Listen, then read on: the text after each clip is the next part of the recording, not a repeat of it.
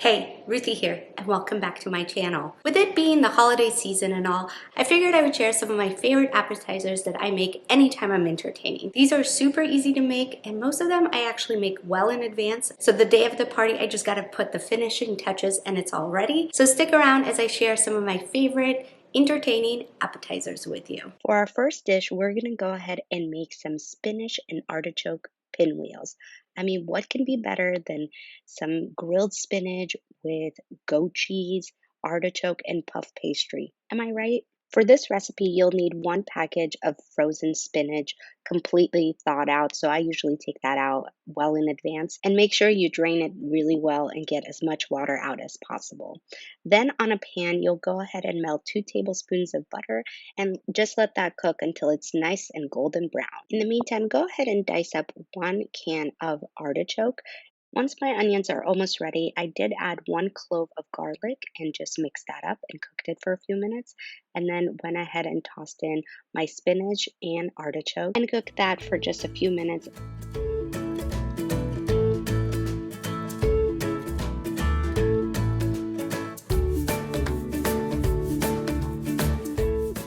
While that's cooking down, my little helper and I will go ahead and mix our cheese ingredients.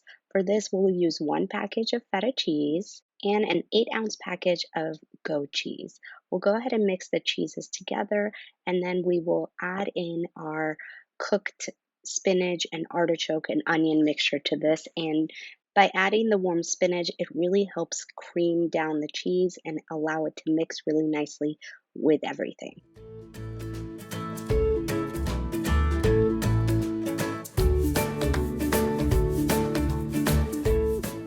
Now that our mixture is all ready, we'll go ahead and layer it on top of a puff pastry sheet. For this recipe, I typically use about 3 sheets of puff pastry. You'll want to go ahead and just spread it out evenly and make it a nice, decent layer all throughout.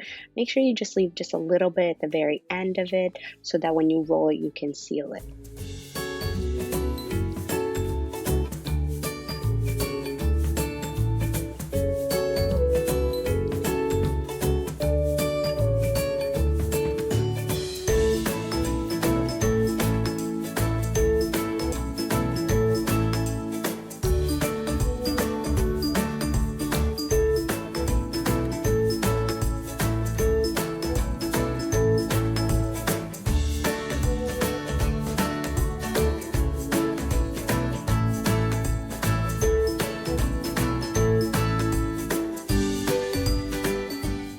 Once my roll is all done, I will go ahead and put it on some plastic wrap and wrap it up and stick it in my freezer. I typically stick it in my freezer for a few days, but at least try for an hour just so that it can be nice and hard, and then it'll make it really easy to cut.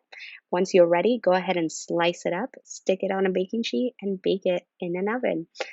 All the details for all these recipes will be linked down below, so make sure you check out the description box.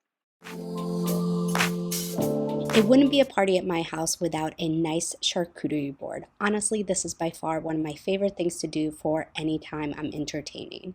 Not only does this give me an excuse to buy all the yummy things at Trader Joe's that otherwise I wouldn't, but it looks so beautiful and is such a crowd pleaser anytime I'm entertaining.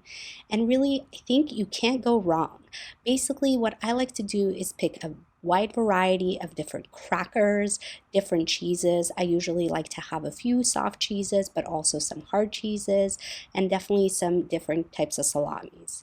Have you tried this hack using a wine glass or any kind of glass with your salami to make a nice, beautiful rose? It turns out so cool. Just wait till you see me flip it. Anyway, next I will go ahead and pick out some jams. I always like to have fresh fruit, but also some dried food, some nuts. Don't forget your utensils, so any kind of cutting knives. I also ended up adding some baguette to this because I did have a dip that I was heating up in the oven that I included with this as well.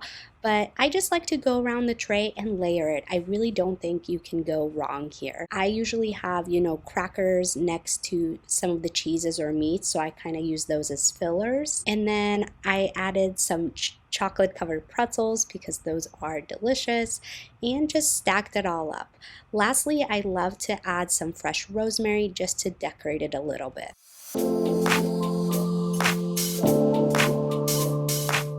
These Hachipuri, or better known as cheese triangles around here, are to die for. And some of these ingredients might look familiar to you. You'll start with 1 package of feta cheese and 1 package of village cheese. And you want to try to crumble both cheeses as small as possible and mix them all up.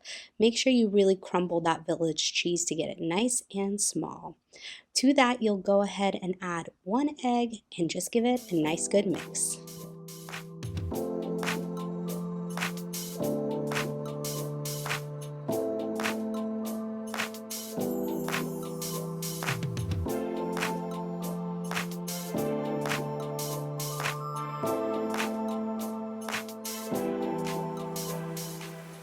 And we'll go ahead and use some puff pastry sheets again.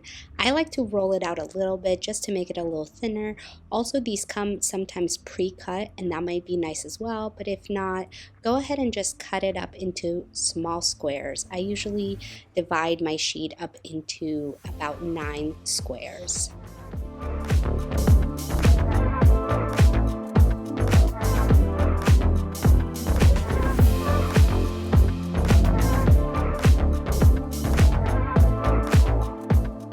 Working one piece at a time, take 1 scoop of your filling and then fold over your puff pastry into either a triangle or sometimes a square, just depends on how your shape works out.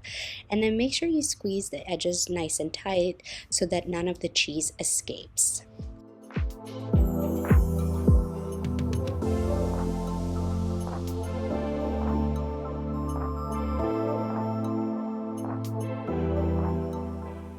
This is one of those dishes that anytime my mom comes in town, we create a whole assembly line between her, myself, and my daughter, and 3 generations get together and make this. I mean, it is a staple at my mom's house. She does not have a single party or an event at her house without these. And trust me, once you try them, you won't either.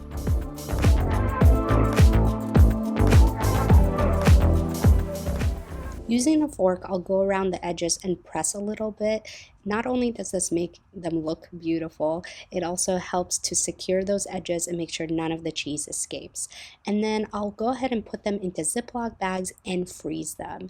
I like to make a big batch of these and just always have some on hand. To bake them, I'll just place them on a baking sheet with some parchment paper and then brush on a little bit of egg white or full egg, whatever you have, and then bake it at 400-degree oven for about 18 to 20 minutes.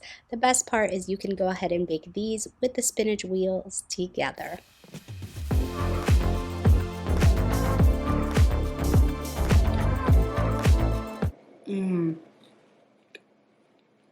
That is so delicious. It's gonna go perfect at your next party.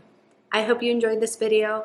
If you make any of these, go ahead and tag me on Instagram. I would love to see what you all are making, and I'll see you at my next one. Bye.